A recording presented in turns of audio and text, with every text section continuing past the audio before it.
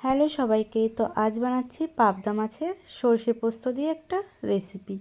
তো খেতে ভীষণই সুস্বাদু হয়। তো চলো শুরু করি। তো প্রথমে এখানে আমি পাবদা মাছ কেটে ভালো করে ধুয়ে নিয়েছি।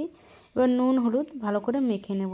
সামান্য একটু সর্ষের তেলও দিয়ে দিলাম। এবার একটা মিক্সারে কাঁচা লঙ্কা, পোস্ত আর 1 চামচ সর্ষে ভালো করে পেস্ট করে নেব। কড়াটা গরম করে মাছটা আমি লাল লাল করে ভেজে নেব।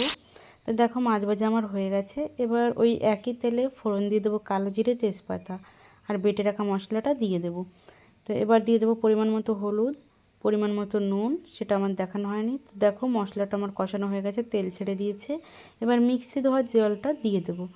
ঝোল ফুটে এসছে, মাছগুলো দিয়ে দেবো। কত সুন্দর কালার এসছে তোমরা দেখতে পাচ্ছ।